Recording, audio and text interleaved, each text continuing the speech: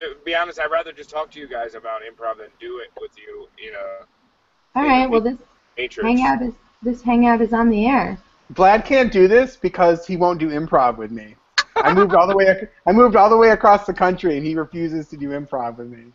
Hello, improv world. Welcome to Sea Tea Improv's monthly show on the e-prov network. Today we will be having an improv panel. My name is Vladimir Perez from Los Angeles. Next up, Jeffrey Terwilliger, Los Angeles. I am Kate Sidley, and I'm coming at you from Lake Placid, New York. woo! Lake Placid, baby. J-Lo. Laura Manasowicz from Manchester, Connecticut. Wasn't J-Lo in Lake Placid? The movie? I don't know. We were trying to figure out if there have been any movies set in Lake Placid. I feel like there's a movie called Lake Placid. But I think there's a Lake Placid in Florida. Well, there's a Lake Placid. Oh, I think you're right. There's one about a gigantic alligator. Which I think has to be Florida because I'm in the Adirondack Mountains right now. What are you doing there, Kate? I'm here on a work trip.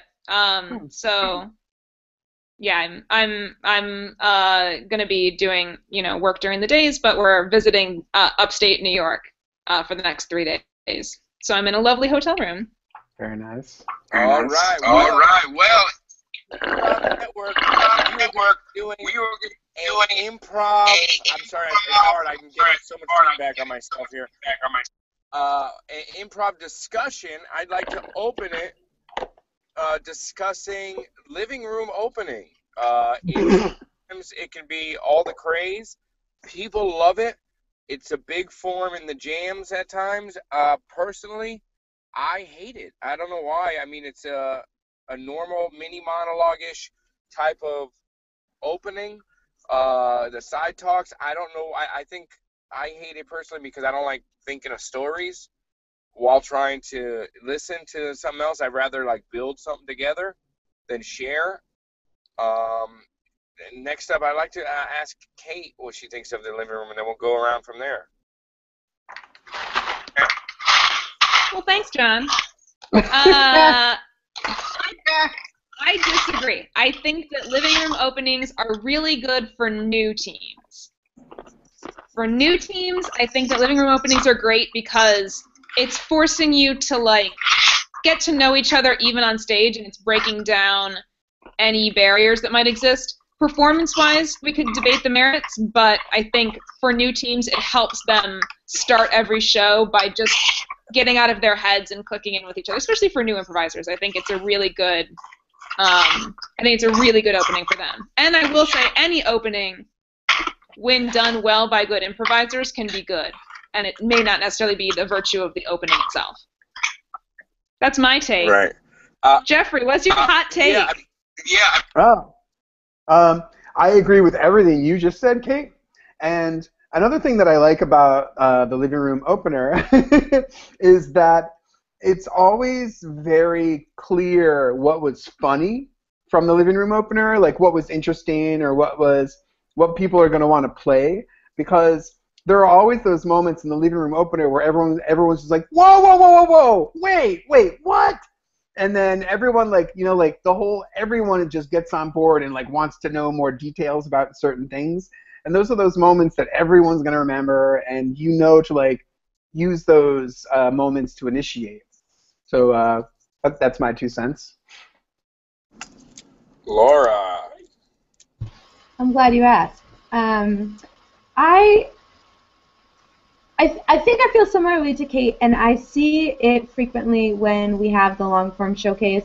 So the mixed group, for the 0 followers out there who don't know, so you have CT people, and then you have community people or students or whatever, and people are always nervous there. So yeah, I think it is a good opportunity to get people talking. I think, Jeffrey, to your point, if you're trying to play a game-based set and you have people who struggle with it, yeah, listen to the big laugh. Listen for something where everybody stops it and says, wait, what did you just say? Like, I see the merit in it for that, but I also see when it's like a bunch of showy dickholes that are just like, oh, wait a minute, I know it'll make you laugh. Like, that's when I think it loses its fun. But I guess I see the good and the bad. I like the different takes on this here on the CT Improv hot take. I guess, like, I mean, I hear what you're saying, and I think Kate and Jeffrey and Lauren, I think you guys have good points in terms, especially for like the jam scenario and like the new team thing. I mean, my teams, I mean, I guess we're 3 weeks old, or I don't know, maybe a month. My mess hall team in UCBLA for the only, I love how the only person who watches this, by the way, is Dan. We have 0 viewers. Dan's not watching. I gotta say, Brian Hines does watch sometimes. He always watches them somehow, but he can't do them. Hey, Kate froze. Kate's frozen. Kate? All right, let's figure out what's going on with Kate. I think we lost Kate. Kate? Keep the New York perspective on this show. Well, she's frozen in a very happy face. Well, anyways, while we wait for her to get out of cryogenic status, I just feel like it's really not a fun thing to build together with a team. You know what I mean? Because then sometimes it sucks just playing a scene that somebody said. Yeah. Well, I also think if you ask 6 different people how the living room opener goes, you're going to get 6 different answers. So when you have a bunch of people up there trying to do it differently, it's painful as well. Marcy Giroux had us, and not to mention my team, we've had a different coach every time. Hey, Vlad? Yo. I just want to remind you that these are recorded, just for the record. Okay. Yeah. All right. She had us do it in a very particular way so that we didn't say stories. I'm not trashing like anybody. I know. Different stories, so that way we could differentiate. So we didn't just remember to not have here's 3 mom stories, and that was helpful. But I think my team, I think we were a little too kind to each other, and they were like, "Oh, we'll just do this." And now, like after we've had 2 shows, I think we're all kind of like, "Let's do a new opener." We've had similar discussions of of how to make it more effective so that you don't get 3 stories about cats or whatever. Yeah. And it's because I think you're right. Like that's when it gets stifling, is when it feels like you never branched off of the original thing, or there's not enough to have a 20-minute set. I mean that I think just comes from the experience of the improvisers. No matter what opening you're going to do, whether it was a pattern game or an invitation or anything, the improvisers have to have the wherewithal to know to branch out from the original suggestion and to branch out from what was said before, instead of just rehashing things or telling, oh, I have a similar idea, or I have a similar story. So I think any opening is good or bad depending on how it's used. You're right. I think it's just a personal weakness, which is why I was like, well, you know what? If this is what we're doing, this is what I'm gonna have to work on, and I'm not gonna, I'll try it, but now I'm happy that everybody's kind of more like, joining that side of it too, because it's like, for me personally, thinking of stories, it takes me out of it. I have no problem pulling like details from life and shit like that, but in terms of doing actual stories like that, that's just not something that the muscle I've worked on, and don't really care to on that forum. But it sounds like we're gonna figure something else out. One thing that Marcy had us do was go back to the suggestion to edit the story, like, so that way we could remember to, just to inform the A to C off another story from it. But I think it's one of those things that, like, when it's explained, your first inclination is, oh, okay, well, this will be easy because it's very conversational, and then you figure out you're listening and trying to A to C at the same time. Like, your job is more than just be in a chat, and that's when I think I don't know, then it's like, oh, right, it's not as simple as when somebody explained it to me a year ago. I thought it was. I don't know, maybe I'm not saying it right, but. Wow. I think you might be just overthinking it, Vlad. I don't know. I mean, I like Living Room Opener. I think, like, when it's fun, it's just people up on stage shooting the shit, instead of worrying about anything. You're just shooting the shit, and like, whatever comes to mind, and even if someone what?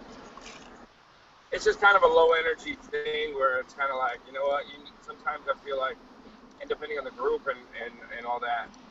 What do you like? What kind do you like? What do you like?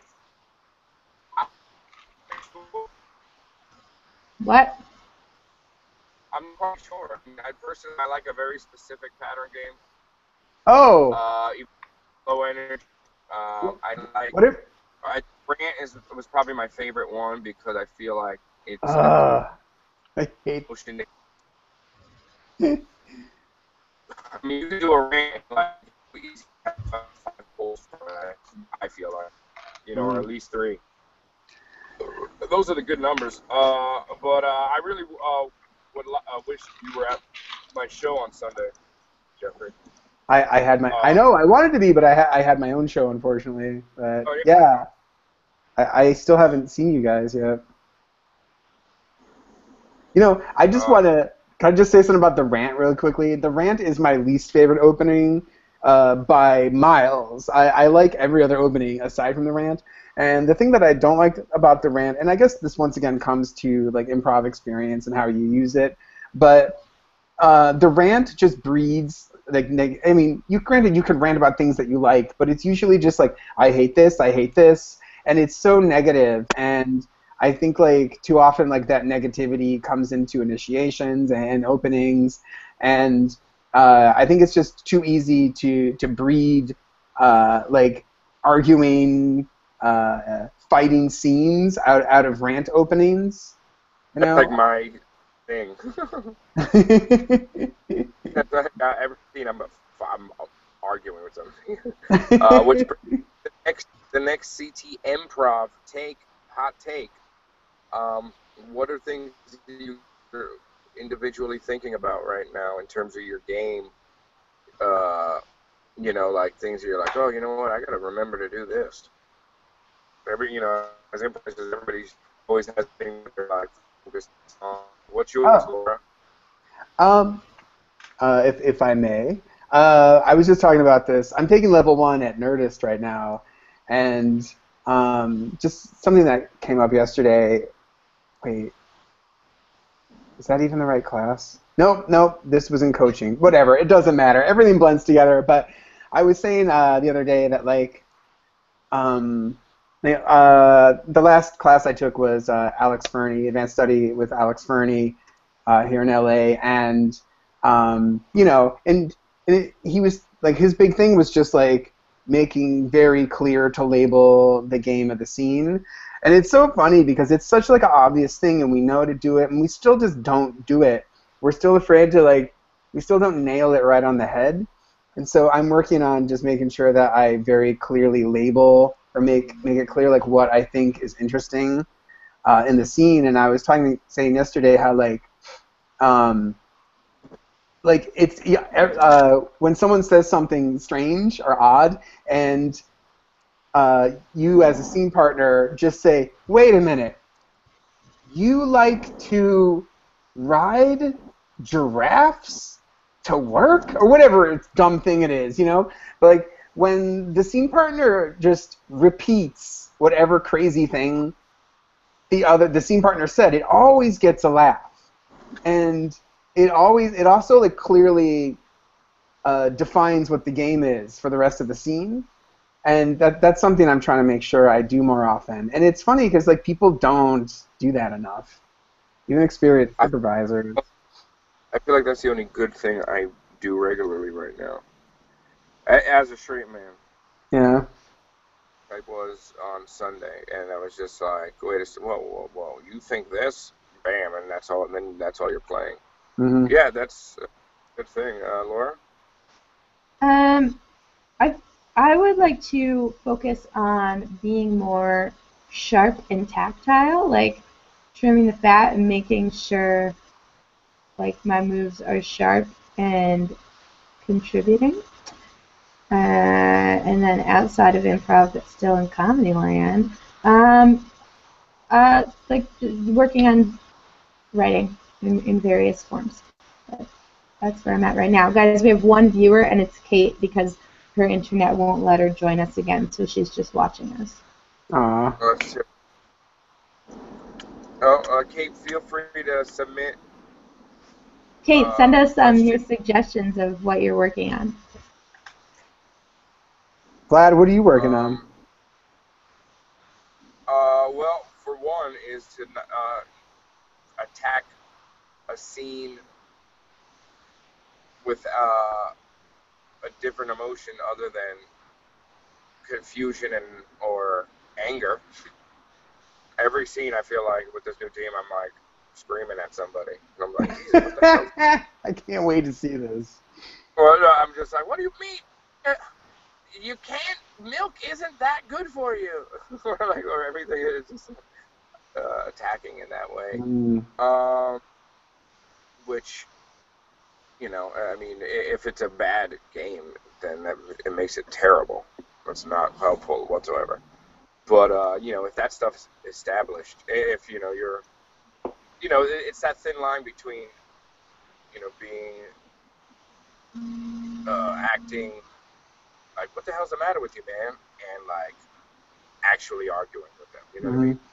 Excuse me if I can interject. So, Kate Sidley says she's working on, in all caps lock, loving this CT set. So that's what she's working on. Oh, thank you, Kate. Well, this one goes out to you.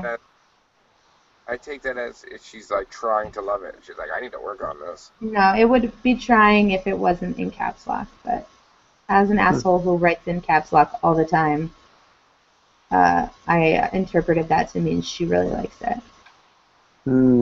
I just want to mention real quick that I have no idea if I'm going in the right direction because I can't use my GPS and do this.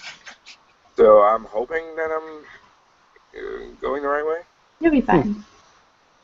We have 12 minutes left. Another thing I'm working on. Tell us. Another thing, especially since I moved to Los Angeles, I have become the most overly polite improviser, which is really detrimental because I don't call people out on things. I'm too nice. Like when people are like, let's do this crazy thing, I'm like, yes, okay, yes. all right, I'll do that, instead of like, drawing attention to it. You've lost your icy New England chill. Oh, yeah, I lost my edge. So I've been working on getting it back, which I think I have, but I've just been working on just going out there and literally not thinking, not second-guessing any move that I want to make. And I've been playing so much better because, like, since I moved here, I'd be on the back line, like, oh, I should go do this move, and then I'd just like, no, I don't know if that's the right thing. So then I would just stand there, and then later on I'd be like, oh yeah, I definitely should have done that or whatever. But this all also came out of my terrible Herald audition here, where I was very hesitant and did not make moves. So since then, I have literally just stopped thinking about anything. I just go make moves, and I feel like I've been playing so much better and so much bolder, and it's been great. When you're in your head like that, blocking moves, it's just the most frustrating part for me in the past, since I've basically stopped doing improv regularly, was that you'd question a move, like, I don't know if I should make that move, and then somebody would end up just making it lower than you, and then I'm like, damn, you idiot, you should just fucking, it was a totally fine move. Why you're Yeah. That makes me crazy, and it happens to me all the time. Yeah. Oh, why didn't I do that? Like somebody else did it and it killed. Yeah. I'm like, why was I second guessing that? Yeah. Yeah, I've done that, like, oh, let me go do this move, and then you hem and haw on it, and yeah, someone else will go make the same move and get a laugh, and you're like, shit, I feel like I've been teaching a lot lately, and so I tried to teach them to like be fearless and like if it's fun and it makes sense, like go for it and do it, and then like if I feel myself hesitating on the back line. If we like, and then somebody else jumps out and does it, I'm like, oh, okay, well, you're a fraud. No one listens to you. You know what's so funny? In my level 1 at Nerdist, everyone in that class has taken improv in some level at some school previously, except for one guy. He's this musician, and he makes the boldest, best choices. Like, he has no reservations, he has no filter, and he just goes out and makes great choices all the time and gets huge laughs. And it's so funny because a lot of us start out that way, like I felt like a ball of fire in 2010. And, and then slowly, like, you start thinking, oh, wait, is this the right move? Is this on game? And you start, and then suddenly all your boldness just starts shriveling up, I went to the Ian Roberts talk this weekend. Oh. And he was explaining a lot. He was putting a lot of things into perspective. He was like, there's taking classes and like it takes time to learn shit. And he was like, I was good almost immediately.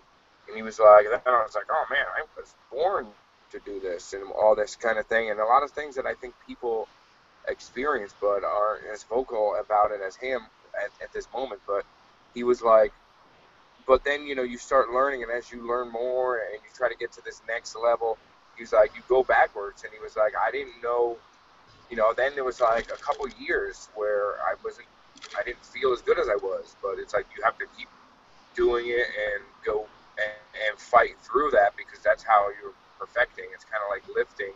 Where you have to like, feel pain and not be strong anymore. You can't just like keep lifting nothing, batting weight, and it's gonna get tough at times. And I just felt like that's when you say like I was a ball of fire, and now I'm learning all this stuff, and like because the whole big talk was about how places are saying, other schools are saying that UCB's rules are limiting creativity and all this stuff, and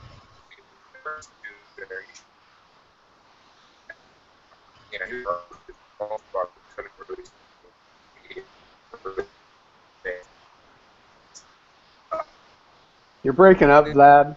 I don't know if you can hear me.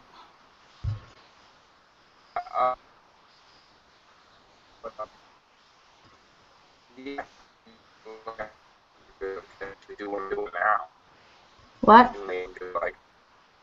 Can you hear me?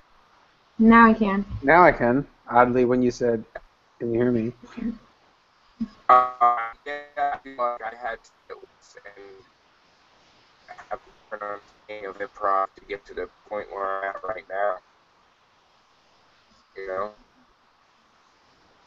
I can't really hear you. I think you're freezing. But we probably agree with you. I'm sure I agree with you, as long as it's not about the living room opener. Can you hear me? Yeah, sort of. But only when you ask that. Yeah, oddly, only when you ask that. No, nothing. You sound like a keytar. Mm-hmm. Okay, somebody else. Yeah, I mean, I think kind of what you were saying is that like you start off like that ball of fire. You learn all these rules. You get in your head, and like I think like when you really hit the next level is when you feel confident in all the things you've learned, and you're able to get back to that place where you feel free to go out and make big moves and make all these choices that you did when you were in 101 and didn't know any better, you know? I think like when you combine like your learning, your experience, and that boldness that you had, like that's when you really take it to the next level. Yeah.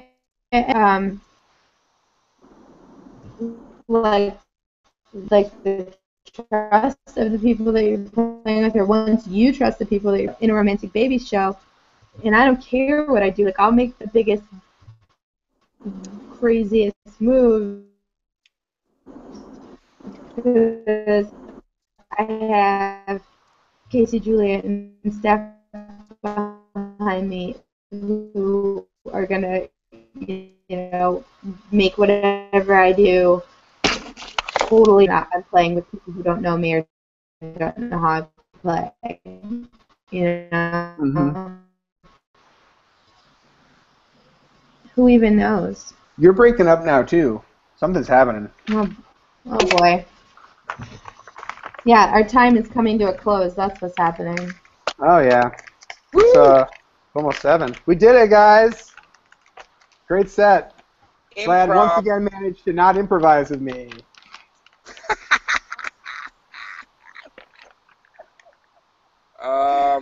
This is the Sea Tea Improv Hot Take Improv Issues show. Was brought to you by Sea Tea Improv, classes and workshops in Hartford, Connecticut. Look out for the theater coming in 2016. Holler. And thanks. Shout out to Kate Sidley for meeting us from Lake Placid, the cold version, not the alligator dwelling hot version. I think I'm going the right direction. Thank you so much, and have a good rest of your run. E-Prov. Bye. Bye. Cut it.